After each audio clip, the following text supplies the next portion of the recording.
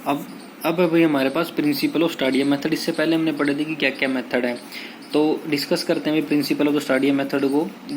Theory of the stadia tachometry, the theory of the stadia tachometry as explain as follow, इसको follow किया हुआ है।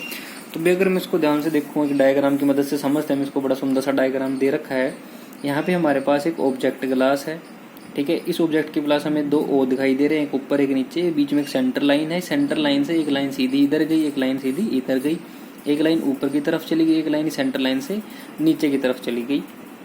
तो देखते हैं भाई, अब अगर मैं इस साइड की बात करूं, जो ये लाइन सीधी गई यहाँ पे पॉइंट बन गया सी, और ऊपर ये लाइन जो यहाँ पे जाके इंटरसेप्ट मिल रही है ये होगा ए, और नीचे जो गई होगी बी, और इनका बीच की जो दूरी होगी, हाइट होगी सॉरी, वो होगी बी। तो सेम अब मैं लाइन से इस साइड आ जाता हूँ मेरे लेफ्ट साइड, तो मैं देखता हूँ ये जो सेंटर लाइन जा रही है, ठीक है, यहाँ पे स्मॉल ए है, ये स्मॉल बी है, ये इन दोनों के बीच की दूरी क्या है सी, बीच का पॉइंट हमें नहीं दे रखा, ठीक है जी। तो इसको हम भी कैपिटल सी मान लेते हैं इधर। तो अब नीचे की तरफ चल लूँ तो मैं इस डायग्राम में देखता हूँ ये जो मेरा ऑब्जेक्ट ग्लास का सेंटर है, इससे राइट साइड में ये जो पॉइंट है बी, यहाँ का जो डिस्टेंस है उसका नाम है यू, स्मॉल यू। अब मैं थोड़ा इधर चलता हूँ, लेंस से मैं थोड़ा इधर आया तो पहला पॉइंट जो मेरा बना ये बन गया जी, ठीक है, और इधर आया एफ, ठीक है, तो ये डिस्टेंस बन गया मेरा वी, और जी से लेके बी तक की जो डी होगी कैपिटल डी। अब आगे पढ़ते हैं कि इसमें ये एफ क्या है, ए क्या है, बी क्या है, ओ क्या है, यू क्या है, डी है, जितनी भी टर्म्स दे रखे हैं कि इनका मतलब क्या क्या है, ठीक है, किस चीज को रिप्रेजेंट करती हैं ये हमारी। तो सबसे पहले लेट ओ, भाई ओ हमेशा क्या होगा, ऑप्टिकल सेंटर है मेरे ऑब्जेक्ट ग्लास का, पता ही चल रहा था। Small A B C D क्या है, टॉप बॉटम और सेंट्रल हेयर है डायफ्राम के, ठीक है जी। डायफ्राम में यानी कि अगर हम लेंस से देख रहे हैं उसके ऊपर डायफ्राम लगा होता है, ठीक है। उसके बाद कैपिटल ए बी सी, ये जो पॉइंट है हमने स्टाफ कट बाई थी, 3 लाइन से कहते हैं, ये जो पॉइंट है ये स्टाफ के ऊपर कट हुए हैं। तो भाई आजो, तो मैं इस डायग्राम को फिर से देखता हूँ।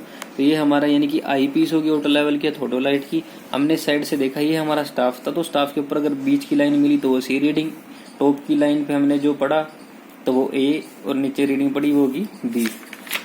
अगर मैं इस डायग्राम की मदद से देखूं, अगर यहाँ पे ये पॉइंट ए हो गया, ये पॉइंट सी और ये पॉइंट बी, और ए बी क्या है, स्टाडिया इंटरवल है। Staff intercept the difference of the stadia hair reading. और स्टाफ इंटरसेप्ट क्या होता है भाई, जो डिफरेंस होता है, इंटरसेप्ट में कंफ्यूज मत होना भाई, जो डिफरेंस होता है माइनस कर लेना है आपस में। तो डिफरेंस कैसे मिलेगा, एक पॉइंट से दूसरे पॉइंट को माइनस कर लेंगे तो हमें स्टाफ इंटरसेप्ट की रीडिंग मिल जाएंगी। अब स्मॉल एफ क्या, अभी फोकल लेंथ है हमारी ऑब्जेक्ट ग्लास की, देयरफॉर ये डिस्टेंस हमारा कहाँ है, distance between the optical centre O to the principal focus F of the lens, ठीक है भाई।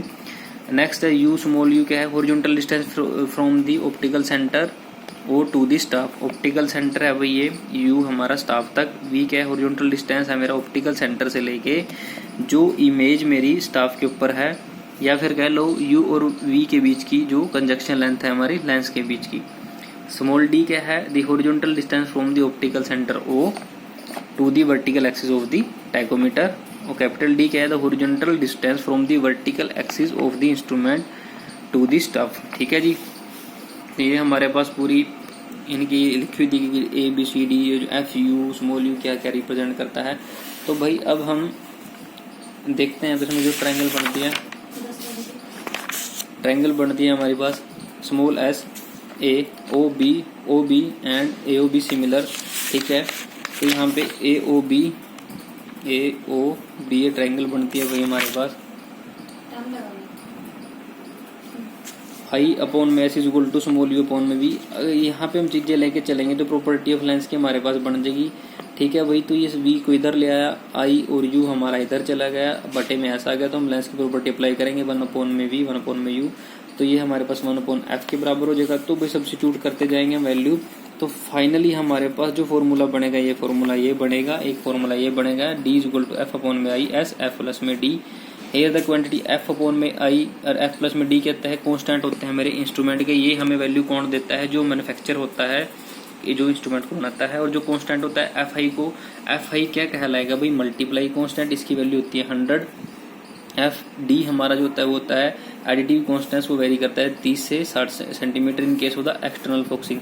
याद रखना पेपर में बहुत बार पूछा जाता है, एफ अपॉन में आई दे देगा आपको और एक नंबर में पूछ लेगा कि ये कौन सा कॉन्स्टेंट है, तो आपको याद रखना है एफ अपॉन में आई मेरा मल्टीप्लाई कॉन्स्टेंट है, एफ प्लस में डी क्या है मेरा एडिटिव कॉन्स्टेंट है, एफ अपॉन में आई की वैल्यू पूछ ले तो दूसरा क्वेश्चन लिख लेते हैं, आपने सीधा सा आंसर लिखाना है वहाँ पे 100, और एडिटिव कांस्टेंट की वैल्यू पूछ ले 30 से 60 सेंटीमीटर एक्सटर्नल फोकसिंग के केस में। तो आगे डिस्कस करते हैं। इंटरनल फोकसिंग के केस में जो वैल्यू होती है बहुत ही स्मॉल हो जाती है, एफ प्लस डी की तो वैल्यू कितनी हो जाएगी 10 सेंटीमीटर से लेके 20 सेंटीमीटर के बीच में, तो इसको हम इग्नोर ही कर देते हैं। To make the value of the additive constant zero, the additional convexness are known as a analytic lens is provided in the telescope between the object glass eyepiece at a fixed distance from the former। देखो भाई additive constant को zero करने के लिए यहाँ पे एक extra चीज लगा दी जाती है, कन्वेक्स लेंस। उस कन्वेक्स लेंस का नाम क्या है यहाँ पे, एनालिटिक लेंस, ठीक है। और कहाँ पे प्रोवाइड किया जाता है उसको, ऑब्जेक्ट ग्लास के बीच में, आई पीस के बीच में कुछ डिस्टेंस है जो हमारा है, और जो अरेंजमेंट होती है हमारी कैलकुलेशन वर्क से रिड्यूस कर लेते हैं।